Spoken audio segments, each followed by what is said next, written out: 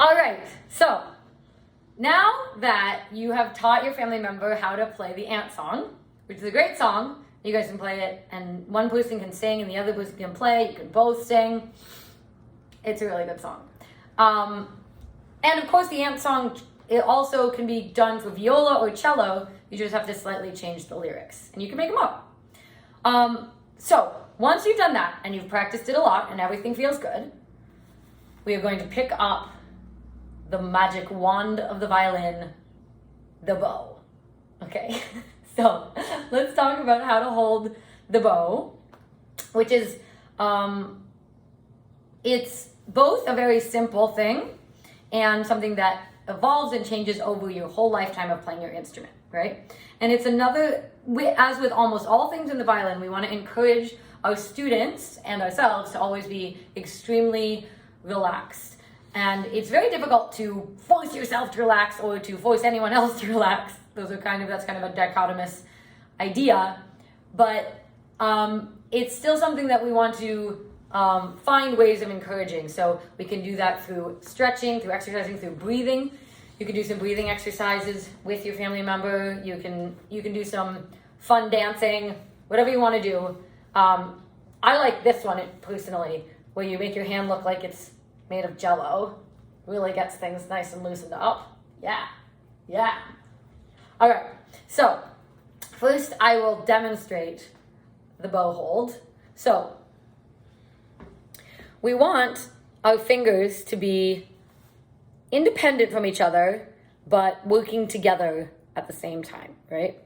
And one of the most important aspects of a nice bow hold is the curved, loose thumb and also the curved, happy pinky, right? So let's start this way. What we're gonna do is I'm gonna hold the bow.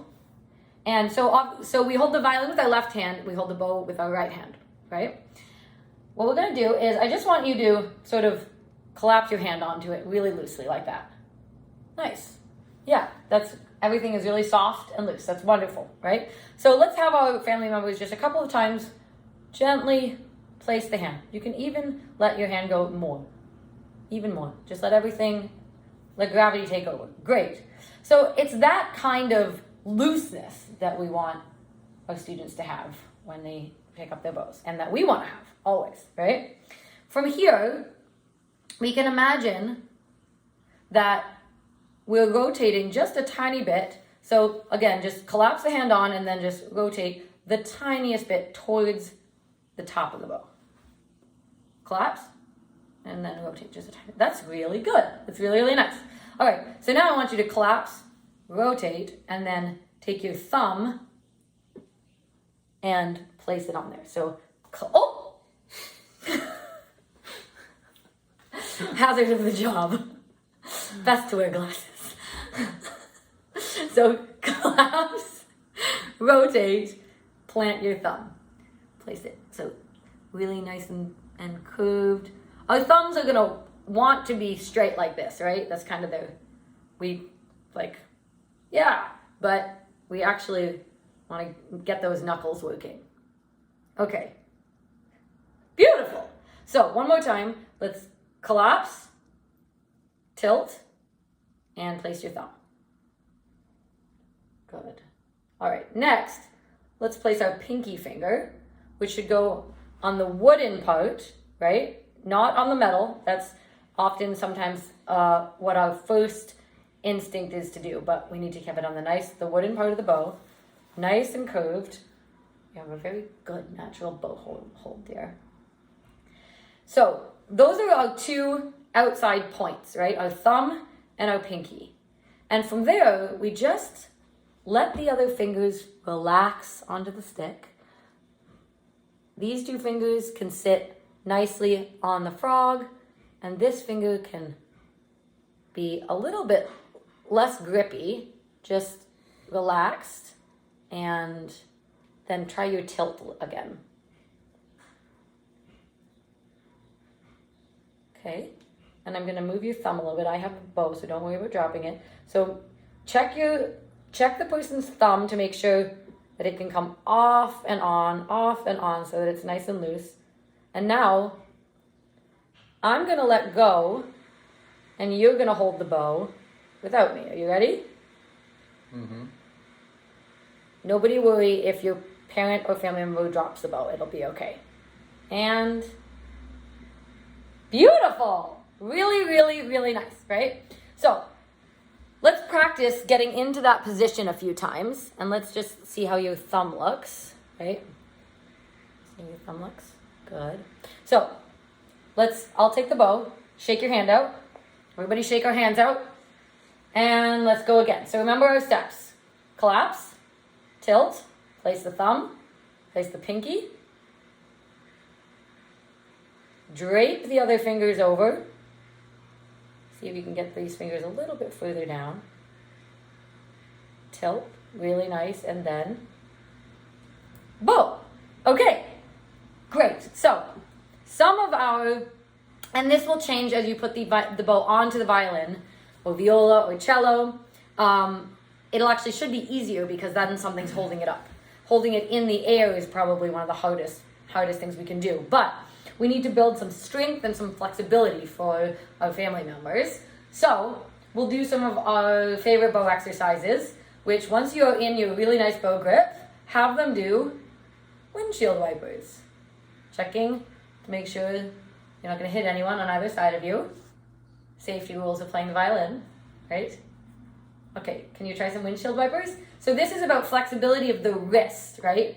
We want to make sure nobody gets hurt here. So we're setting up everything really nicely to begin with and encouraging good habits from the start. And good habits mean no tension, okay? So can you do a windshield wiper? Good. Very nice. Can you bring it all the way over?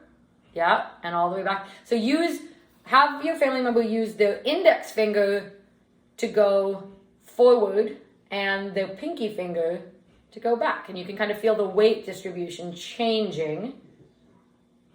Excellent. Okay. Now, one of the best bow exercises is the spider, right? So this is to make sure that our grip is so loose, all the fingers, loose and bouncy. What we're going to do is we're going to have our family members start to crawl up the bow.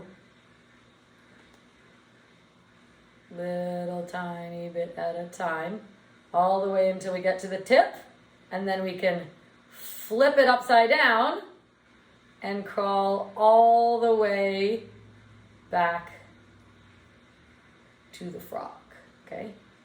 And once again, don't worry if the bow gets dropped. I mean, we're trying not to drop our bows, but again, we're going for a really loose hand. So bows get dropped sometimes. That's life.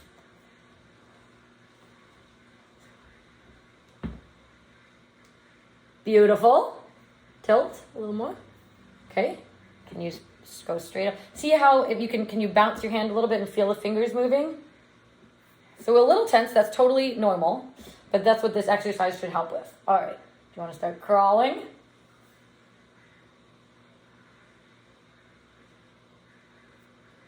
Good. Excellent.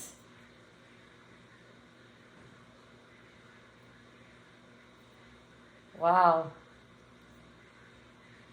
You make a great spider. Okay, can you flip the bow? Oh, so when we do the flip, it needs to be just straight forward so that your fingers stay on the stick. Does that make sense? Mm-hmm. There we go. Okay.